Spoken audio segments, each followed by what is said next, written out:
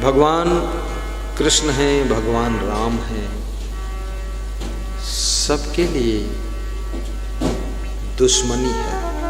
भगवान की ओर से उनका कोई दुश्मन नहीं है, लेकिन दुश्मनों की ओर से भगवान दुश्मन है। तुम्हारी ओर से तुम किसी के प्रति नफरत नहीं रखते, लेकिन लोग अपनी ओर से तुमसे नफरत रखते हैं। अब तुम क्या करो, वो उनका विषय है। तुम उन्नति कर रहे हो और वो जल रहे हैं, अब इसमें तुम क्या करो। और वही लोग जलते हैं तुम्हारी उन्नति से, जो लोग तुमको जानते हैं और पहचानते हैं। जैसे रतन टाटा से तुम्हें कभी जलन नहीं हुई, मुकेश अंबानी से कोई जलन नहीं,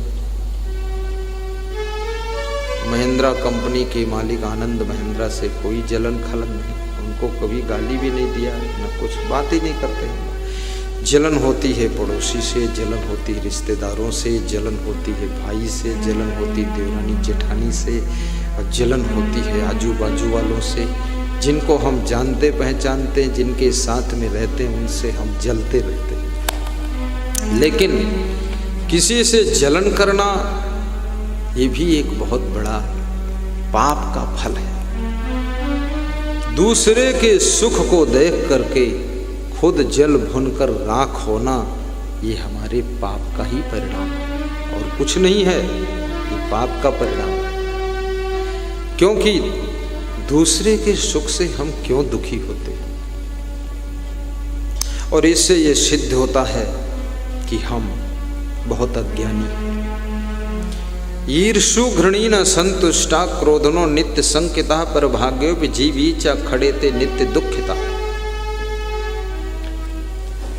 ईर्षा करने वाला, दूसरों से घृणा करने वाला कभी सुखी नहीं होता।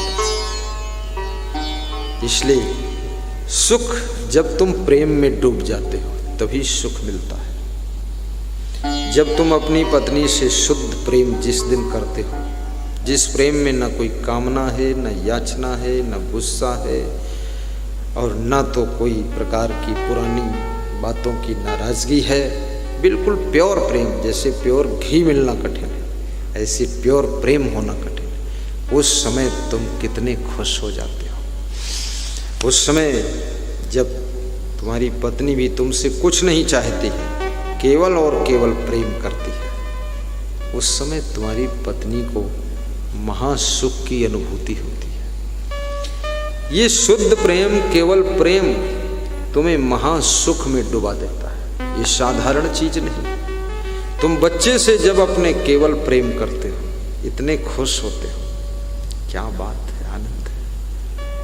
लेकिन